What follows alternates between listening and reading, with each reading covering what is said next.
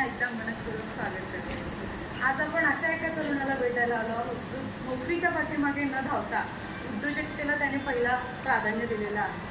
आणि अशा कोकणातल्या सुपुत्राला आज आपण भेटणार आहोत ज्याने काजू प्रक्रिया उद्योग हा नव्याने सुरू केलेला आहे आणि त्यांची या पाठीमागची सगळी जर्नी आपण जाणून घेणार आहोत। तर भेटूया अशा आपल्या आजच्या या उद्योजक तरुणाला ज्यांचं नाव आहे श्री श्रेयस मिलिंद घाटगे।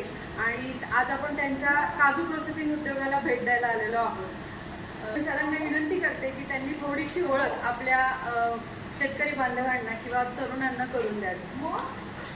नमस्कार, मी श्रेयस मिलिंद घाटगे। गावचा पत्ता आहे पिचडोली, पोस्ट दहेन, तालुका दापोली, डिस्ट्रिक्ट रत्नागिरी। आणि माझ्या काजू फॅक्टरीचं नाव आहे चेतक एंटरप्राइजेस। आम्हाला असं माहिती आहे की तुम्ही आधी नोकरी करत होता आणि तेही अशी थोडी छोटी अशी नोकरी नव्हती। तुम्ही स्टेट बँक ऑफ इंडियामध्ये एका चांगल्या पदावरती नोकरी करत होता। मग नोकरी सोडून काजू फॅक्टरी किंवा उद्योजकता याच्यामध्ये तुम्ही कसं काय आलात? तर तसं म्हणायचं गेलं तर मला शेतीची खूप आवडच होती आणि व्यवसाय मला करायचा खूप जिद्द होती पहिल्यापासूनच। तर आमच्या जमिनीमध्ये टोटल काजू लागवड आहे, त्यामुळे मी असं विचार केला की आपला काजू आपणच प्रोसेस करून तो आपण विकला तर आपल्याला चांगला त्याच्यापासून उत्पादन पण मिळेल, चांगला प्रॉफिट पण मिळेल। त्यासाठी मी हा जो काजू व्यवसाय तो निवडला। आणि कसं बँकमध्ये राहून तर आपल्याला विविध जेवढ्या पण स्कीम आहेत त्या मला व्यवस्थित प्रत्यक्षरित्या मला राबवता आल्या। आणि त्याच म्हणजे काजू फॅक्टरी चालू करण्याच्या उद्देशासाठी म्हणजे इकडच्या लोकांना स्थानिक जे महिला आहेत, जे कर्मचारी आहेत त्यांना मी रोजगार प्राप्त करून रोजगाराची संधी उपलब्ध करून। हा अतिशय एक म्हणजे आपल्या माणसांसाठी काहीतरी करण्याची जी जाणीव आहे ती खूप महत्त्वाची आहे आणि या जाणीवेतूनच सरांनी हा व्यवसाय सुरू केला असं मला वाटतं। त्या क्षेत्राची आपल्याला कुठल्याही प्रकारची आधी माहिती नव्हती, कारण तुमचा हा म्हणजे फॅमिलीचा बिझनेस नाही आहे, तुम्ही नव्याने याच्यामध्ये उतरलेला आहात। तर याच्याबद्दल हा व्यवसाय सुरू करताना तुम्हाला भीती नाही वाटली का, किंवा घरच्यांची कशा प्रकारची साथ तुम्हाला या व्यवसायासाठी मिळाली? घरच्यांची साथ म्हटलं तर घरच्यांनी खूप चांगल्या प्रकारे मला साथ दिली। आणि मी BSc ॲग्रिकल्चरमधून ग्रॅज्युएट म्हणजे शिक्षण माझं BSc ॲग्रिकल्चर झालं आहे। आणि त्या माध्यमामधून आम्हाला व्यवसाय कसा करावा हे आम्हाला मॉड्यूल असायचं शेवटच्या वर्षाला। तर आम्ही इंडस्ट्री म्हणून मी काजू फॅक्टरी तेव्हा निवडली। तर तेव्हापासूनच माझ्या मनामध्ये विचार होता की आपण एक काजू फॅक्टरी आपली स्वतःची पण असावी। पण मग बोललो छोट्या युनिटपासून आपण चालू करूया, म्हणजे 80 किलोच्या पर डे 80 किलोचं युनिट चालू करूया। पण मार्केट सर्वे केला मी। मार्केट सर्वे केल्यानंतर मला असं समजलं की मार्केटमध्ये खूप मोठा गॅप आहे जो पूर्ण होत नाही, त्यामुळे मार्केटला काजूची डिमांड खूप जास्त आहे। तर मी म्हणालो की म्हणजे मी असा विचार केला की 80 किलो पर डे करण्यापेक्षा आपण थोडं मोठ्यामध्येच पूर्ण फुल फ्लेजमध्ये उतरूया, जेणेकरून आपल्याला चांगला इन्कम पण होईल आणि प्रोसेसिंग जे आहे ते आपण वाढवू शकतो दिवसाच्या कॅपॅसिटीवर। तर घरच्यांची तर साथ होतीच ह्याला, आणि आईवडिलांनी पण चांगला साथ दिली आणि इतर जेवढे पण घरातले आहेत त्यांनी चांगली साथ दिली मला। अगदी उत्तम। म्हणजे यांचं शिक्षण BSc ॲग्री आहे, त्या शिक्षणाचा वापर त्यांनी या व्यवसायासाठी खूप चांगल्या प्रकारे केला आहे असं आपल्याला म्हणता येईल। आणि आता व्यवसाय सुरू करायचा असेल तर सगळ्यात मोठा प्रश्न असतो तो म्हणजे भांडवलाचा। आता तुम्ही त्या क्षेत्रातून आलेला आहात की जी संस्था उद्योजकांना भांडवल उपलब्ध करून देते, त्यामुळे तुम्ही कसं भांडवल हे करून घेतलं आपल्या व्यवसायासाठी? आणि तरुणांना तुम्ही काय सांगाल जे नव्याने या व्यवसायामध्ये येणार असतील तर त्यांना कुठली योजना घ्यायची किंवा कसं भांडवल उभं करायचं याबद्दल थोडंसं तुम्ही सांगा। भांडवल उभं करणं म्हणजे आता आपल्याला लोन देणारे जे बँक आहेत, नॅशनलाइज बँक, ते आपल्याला त्याच्या बँकमध्ये वेगवेगळ्या स्कीम राबवल्या जातात। म्हणजे CMEGP म्हणा, PMEGP म्हणा, PNFME, AIF, ह्याच्याबद्दल जे तरुणांना माहिती नाही आहे ते लोक म्हणजे जे तरुण आहेत त्यांनी ह्या स्कीमचा चांगला उपयोग करून आपला व्यवसाय जास्त वाढवला पाहिजे। म्हणजे CMEGPमध्ये आपल्याला 35% सबसिडी पण मिळते, प्लस तुम्हाला त्याच्यामध्ये CC अवेलेबल होते, म्हणजे खेळतं भांडवल मिळतं तुम्हाला। प्लस तुम्हाला AIF ची स्कीम आहे ज्याच्यामध्ये तुम्हाला 9% इंटरेस्ट रेट भेटतो प्लस 3% सबवेन्शन. म्हणजे असं बघायला गेलं तर तुम्ही 6% इंटरेस्ट रेट पे करताय इन शॉर्ट, पण 9% तुम्हाला जेव्हा पेमेंट करायचं असेल तेव्हा 9% मीच पेमेंट करायला लागतं इंटरेस्ट, आणि तो 6%नी तुम्हाला तो नंतर 3% सबवेन्शन गव्हर्नमेंट आपल्याला प्रोव्हाइड करते. तर आपल्याला खेळतं भांडवल आणि जे टर्म लोन असतं जे मशिनरी उभं करण्यासाठी ते आपल्याला वेगवेगळ्या स्कीममधून आपल्याला घेता येतं. जसं CAVGPR झालं, PMEGP झालं, PMFME झालं, अशा बऱ्याच स्कीम आहेत. अच्छा, तुम्ही मग तुमच्या या प्रोजेक्टसाठी किंवा या युनिटसाठी कोणत्या योजनांचा वापर करून घेतला? मी CAMEGP जी मुख्यमंत्री रोजगार निर्मिती कार्यक्रम म्हणून आहे त्याला बोलतात, chief minister employment generation program, ती एक घेतली, आणि AIF ॲग्रिकल्चर इन्फ्रास्ट्रक्चर फंड, हे 2 स्कीम मी जॉईन करून आपल्या म्हणजे ह्याच्यासाठी फंडिंग केलेलं आहे. मला असं वाटतं की सगळ्या नवीन व्यवसायामध्ये उतरणाऱ्या उद्योजकांचा हा सगळ्यात मोठा प्रश्न असतो, आणि या अनेक योजना आपल्याला सरकारने उपलब्ध करून दिलेल्या आहेत, नॅशनलाइज बँकांनी उपलब्ध करून दिलेल्या आहेत. फक्त कुठेतरी काय होतं की या योजनांची पूर्ण माहिती उद्योजकांपर्यंत किंवा शेतकऱ्यांपर्यंत किंवा ज्याला व्यवसायामध्ये उतरायचं त्यांच्यापर्यंत जात नाही, आणि त्याच्यामुळे कुठेतरी मागे राहतात. तर सरांनी आपल्याला भरपूर अशा योजना सांगितल्या, त्यांनी या युनिटसाठी कोणत्या योजनांचा वापर केला त्याबद्दल सांगितलं. कुठलाही व्यवसाय करताना आपल्याला अनेक अडचणींना, समस्यांना सामोरं जावं लागतं. तर हा युनिट उभा करताना तुम्हाला कुठल्या कुठल्या अडचणींना किंवा आपण म्हणू की संकटांना सामोरं जावं लागतं? संकट म्हणजे आता मी हा जो व्यवसाय म्हणजे ठरवला की आपल्याला हाच करायचा आहे, तो मी गेल्या जानेवारीमध्ये ठरवला, म्हणजे गेल्या वर्षी ठरवला, आणि जवळजवळ मी मे महिन्यामध्ये रॉ मटेरियल स्टॉक केला. म्हणजे माझा असा प्लॅन होता की माझ्या 2 महिन्यामध्ये फॅक्टरी चालू करेल मी, आणि त्या अनुषंगाने मी स्टॉक करून ठेवला. 10 टन माल मी अगोदर स्टॉक केला. त्यानंतर असं झालं की थोडं काही पेपरवर्क्समुळे माझं लोन थोडं लांबलं गेलं, आणि तो लांबला गेला म्हणजे तो डायरेक्ट गेला ऑक्टोबर महिन्यामध्ये. म्हणजे जो मी जून-जुलैमध्ये प्लॅनिंग केलेला चालू करायचा तो गेला ऑक्टोबर महिन्यामुळे. त्यामुळे माझं थोडं लेट झालं, आणि नोव्हेंबरमध्ये मी नोव्हेंबरच्या एंडिंगला थोडं आता तेव्हा ओपनिंग केली नोव्हेंबरमध्ये, आणि नंतर मग थोडं ट्रॅकवर आलो आहे. तेवढे अडथळे आले, म्हणजे थोडं लेट झाला चालू व्हायला, पण लेट का होईना म्हणजे व्यवस्थित झालं आहे माझं चालू आता. म्हणजे थोडक्यात सगळ्या अडचणींना पार करत करत फायनली मागच्या जानेवारीमध्ये सरांनी मला वाटतं की या संकल्पनेला कुठेतरी उदय आणला होता, आणि या जानेवारीमध्ये त्यांचं हे स्वप्न पूर्ण झालेलं आहे, आणि हे युनिट आता आपल्यासमोर आहे. अडचणी नेहमी येतच असतात, पण त्यांना कशा पॉझिटिव्हली आपल्याला सामोरं जायचं आहे. आणि दुसरं कुणी असतं जर समजा जानेवारीमध्ये सुरू केलं आहे आणि एक्सपेक्टेड त्यांना जूनमध्ये होतं, पण ते आता ह्या जानेवारीपर्यंत आलं तर कोणीतरी बॅकफुटवर आलं असतं. पण सरांनी ती जिद्द ठेवली, चिकाटी ठेवली, आणि आज हा युनिट उभा आहे. सर, आता कुठलाही जो प्रोसेसिंग युनिट असतो, म्हणजे काही एखाद्या प्रोडक्टचं प्रोसेसिंग करायचं असेल तर जो आपल्याला रॉ मटेरियल लागतो किंवा जे आधीचं उत्पादन लागतं ते तुम्ही कसं काय गोळा केलं? आता कोकणात संपूर्ण कोकण कव्हर केलं आहे की तुम्ही आता जिथे ज्या तालुक्यामध्ये आहे तिथून घेतलं आहे की कसं? त्याबद्दल थोडंसं शिकता. आता आपल्या काजू फॅक्टरीसाठी लागणारा जो रॉ मटेरियल आहे तो आपण लोकल जो शेतकरी आहे त्याच्याकडूनच परचेस करतो. वेंगुर्ला 4, वेंगुर्ला 7. पण आपल्याकडे असा प्रॉब्लेम होतो की काही महिन्यानंतर आपला कोकणातला माल हा शॉर्टेज पडतो. म्हणजे आपल्याकडे तेवढं भांडवल नसतं की आपण वर्षभराचा माल एकत्र स्टॉक करून ठेवू शकतो. मग त्यासाठी काय करतात शेतकरी की जे प्रोसेसिंग युनिट आहेत ते लोक साऊथ आफ्रिका, बेनिन, तांझानिया ह्या साईडून जो रॉ मटेरियल ते लोक इम्पोर्ट करतात, आणि तो पूर्ण आपल्या इथे प्रोसेस केला जातो. जेव्हा आपल्या मालाचा शॉर्टेज होतो तेव्हा तो रॉ मटेरियल आपल्याला वर्षभर अवेलेबल होतं असं. म्हणजे याची तरतूद आपल्याला आधी वर्षभर करायला पाहिजे कुठल्याही प्रोसेसिंग युनिट. आता काजू प्रोसेसिंग झाल्यानंतर जे लास्टचं प्रोडक्ट निघतं ज्याला आपण टरफलं म्हणतो किंवा जे त्याचे शेल असतात त्याचं तुम्ही काय करता काय प्रोडक्टचं? ते टर्फलवरचं निघतं म्हणजे जाड साल असते, त्या जाड सालीपासून ऑइल काढलं जातं. ते ऑइलसुद्धा वॉर्निशिंग म्हणजे जे बोट असतात त्यांच्या पॉलिशिंगसाठी ते फॅक्टरीवाले घेऊन जातात. म्हणजे जे कंपनी जे बनवते ऑइल ती कंपनी येते, आणि ते जे रेट असेल मार्केट रेटमध्ये साधारण 8 रुपयापासून ते 15 रुपयापर्यंत हा दर राहतो. त्या दरामध्ये आपल्याला ती ते येऊन घेऊन जातात, आणि जो वरचा जो साल राहतो हस ते सुद्धा ते जे फर्टिलायझर्स असतात, खाद्य असतात, त्याच्यामध्ये ते यूज करतात. तर तो पण आपला म्हणजे हा काजू असा प्रोडक्ट आहे त्याच्यामधला एकही पार्ट जो वेस्ट त्याच्यातले तुकडा बारीक कणीसुद्धा आपली विकली जाते.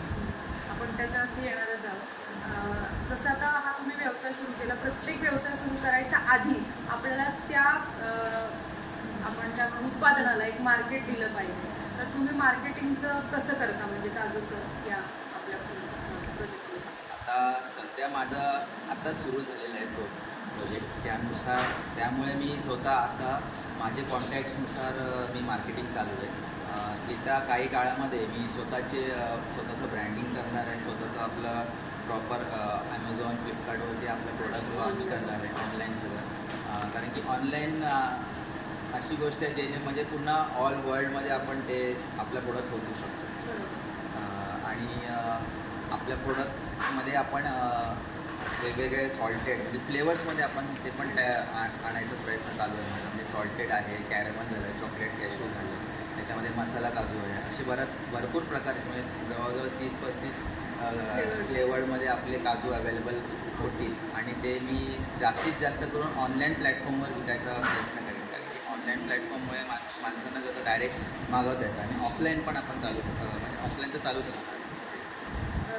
सध्या एवढे स्पर्धक आहेत, कुठलाही व्यवसाय घ्या, कुठेही जा, कुठलंही क्षेत्र घ्या, प्रत्येक गोष्टीला स्पर्धा ही आहेच.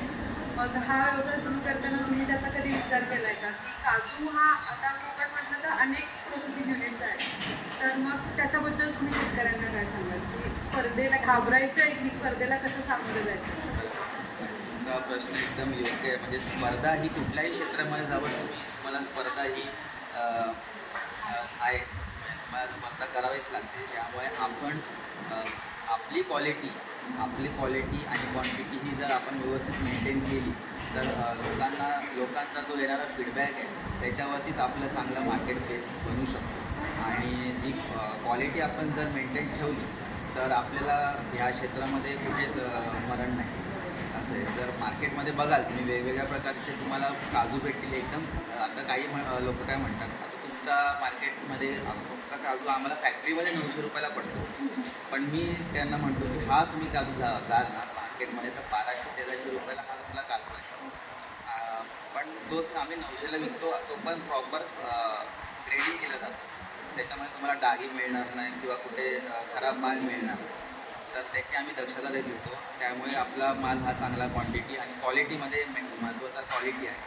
त्याच बेसवरती आपण मी म्हणजे हे घेतो. म्हणजे या स्पर्धेला एकच उत्तर आहे की तुमची क्वालिटी आणि क्वांटिटी ही खूप चांगली राहिली पाहिजे, तर तुम्ही या स्पर्धेच्या युगामध्ये टिकू शकता तुमच्या ब्रँडसोबत किंवा तुमच्या प्रोडक्टसोबत. येणाऱ्या 5 वर्षांमध्ये आपण समजतो की 5 इयर्स प्लॅन काय आहे तुमचा, तर या आपल्या तुमच्या काजू फॅक्टरीचा येणाऱ्या 5 वर्षांमध्ये पूर्ण प्लॅन काय आहे की याचा विस्तार तुम्ही कशा प्रकारे केला? विस्तार म्हटलं तर म्हणजे येणाऱ्या 5 वर्षामध्ये मला माझं स्वतःचं ब्रँड बनवायचं आहे आणि पूर्ण ऑल ओव्हर इंडिया म्हणजे ऑल ओव्हर इंडिया आणि ऑल ओव्हर वर्ल्ड आपल्याला आपला प्रोडक्ट विकायचा आहे. त्याच्यामध्ये माझं मेन टार्गेट असेल की फ्लेवर्समध्ये जास्त मला त्याच्यामध्ये काम करायचं आहे आणि ते मी करणार.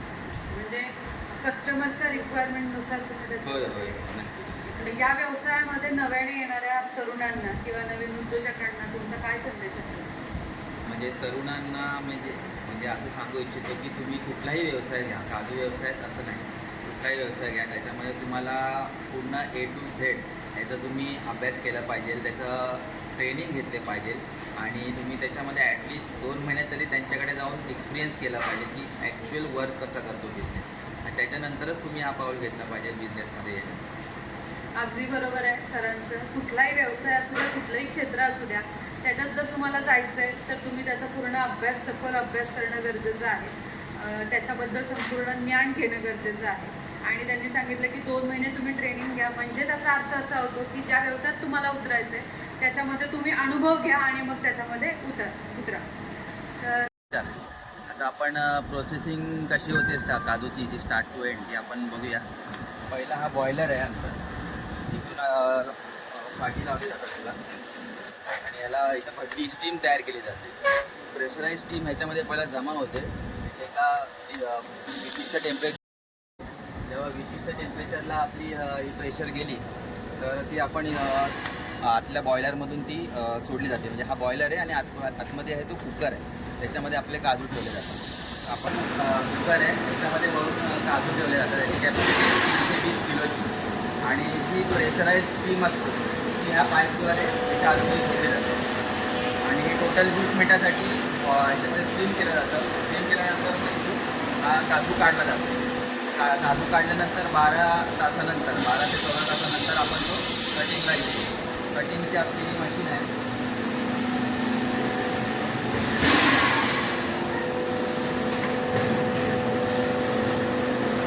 ही कटिंग मशीन आहे, फिक्स शेडवाली आहे. ती 1 तासाला 150 किलो कटिंग करते माल. त्याच्यानंतर ही आपली आहे ती पण कटिंग मशीनच आहे. तर मी 20 ते 25 किलो 1 तासाला करते कटिंग. हे कटिंग झाल्यानंतर आपली जी स्पिनिंग मशीन आहे काजू टाकला जातो. त्याच्यामध्ये स्टाल वेगळी, घर वेगळा, पाकळी वेगळी होते आणि जो अनकट तो कट नाही झाला तो वेगळा पडतो. त्याच्यामध्ये पूर्ण असा काजू जर इथे येतो या पॉकेटमध्ये, इकडे पाकळी वगैरे पडते ह्या साईडला. नंतर इथे ह्या टेबलमध्येच खाली पडतात आणि अनकट जर साईडला त्या साईडला पडतो अनकट घर. आणि स्टिपिंग आहे. स्टिपिंग झाल्यानंतर जो अख्खा घर आहे तो आपण ड्रायरला घेतो. तर स्टिपिंग झाल्यानंतर जो अख्खा घर आहे आपला तो आपल्या ड्रायरला आणला जातो आणि हा असा इकडे लावला जातो.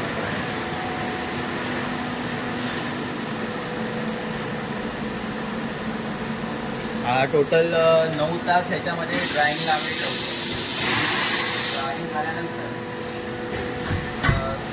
ड्रायिंग झाल्यानंतर 9 तास मला मॉइश्चर टेनिंगला जातो माल.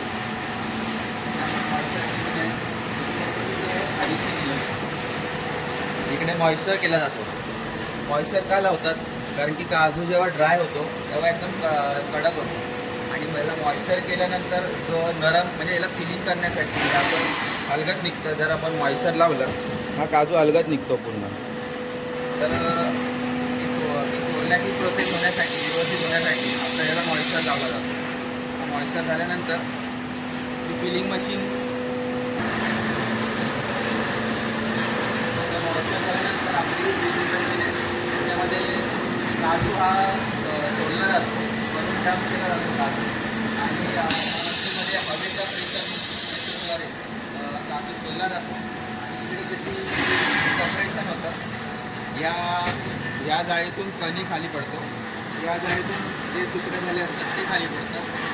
इकडून पाकळी खाली पडते आणि इथं अख्खा घर बाहेर पडतो.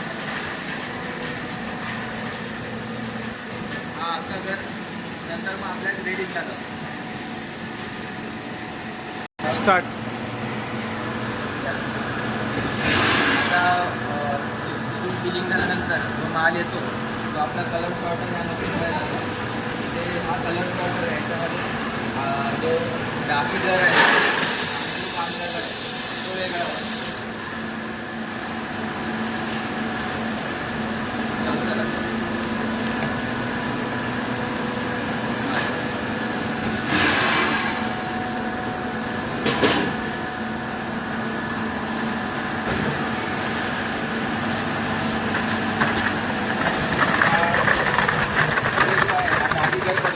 बकेटमध्ये आणि जो मागे आहे तो चांगला जर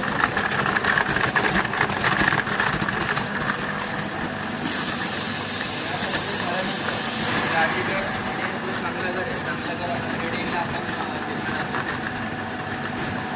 ग्रेडिंग केल्यानंतर परत ड्रायर बनवतो. ग्रेडिंगची प्रोसेस पण मला दाखवतो.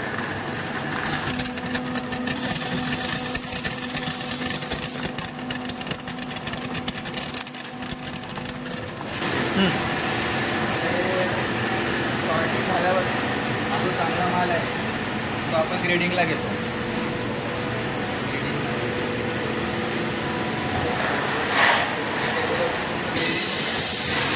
ग्रेड आहे W180, W320, W240, W400 हे सगळे ग्रेड वेगळे होणार. पाकळी तुकडा सगळं आहे सगळं ग्रेडिंग.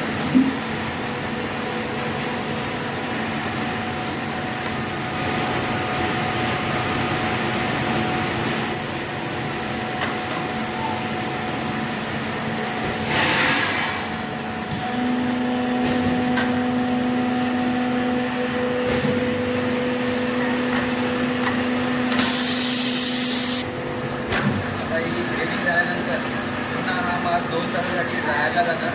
ड्रायर झाल्यानंतर आपण तो पॅकिंगला घेऊ आणि मग आपण ज्यांची ऑर्डर आहे तसं आपण तो डिलिव्हर करतो. आपण आता ग्रेडिंग केल्यानंतर अशी पॅकेजिंग करतो. आणि ग्रेडिंग म्हणजे काय, त्याच्यामध्ये साईज व्हॅरी करते. मार्केटला आपल्याला साईज मॅटर करतो. आता जो ग्रेड आहे सगळ्यात मोठा तो आहे 180 W180. त्यानंतर त्याच्यात छोटा 2 W210, त्याच्यानंतर W240, W320, W400. आणि हे सगळे ग्रेड झाल्यानंतर त्याच्यानंतर येतं 2 पीस म्हणजे पाकळी, आणि त्याच्यानंतर हा येतो तुकडा. आणि हेच सध्या आपण हे ग्रेड आपण मार्केटमध्ये सेल करतो आहे. याच्यानंतर आपले बाय प्रोडक्ट्स पण तयार होतील. ते पण आपल्या इंस्टाग्राम पेजवरती आणि जेवढे आपण सोशल मीडिया प्लॅटफॉर्म आहेत त्याच्यावरती आपण ते पोस्ट करत राहू. तर आपली ही जी ग्रेड आहेत हे पूर्ण टोटली आपण वेंगुर्ला जे कोकणातला जो काजू आहे, वेंगुर्ला 4 आणि वेंगुर्ला 7 आणि वेंगुर्ला 9 हे 3 व्हरायटीवरती आपण काम करतो. ह्याच्यामध्ये आपल्याकडे सर्व प्रकारचे ग्रेड अवेलेबल असतात. तर अशा एका प्रेरणादायी प्रवासाकडे आपण आलो होतो आणि या सारखे अनेक प्रेरणादायी प्रवास आपल्याला बघायला मिळतील. त्यांची सुरुवात कशी झाली आणि इथपर्यंत कशा पोहोचले आणि इथून पुढच्या 5 वर्षाचा त्यांच्या प्लॅन काय आहे याबद्दल आज आपण जाणून घेतलं. तुम्ही आपल्या जिद्दी हम चॅनलवरती उपस्थित राहिला त्याबद्दल ती भावी आणि जिद्दी हम चॅनल तुमचे खूप खूप आभारी आहे. आणि अशाच नवनवीन प्रेरणादायी स्टोरीजसोबत आपण भेटणार आहोत. तर पुन्हा भेटूया नवीन एका स्टोरीसोबत.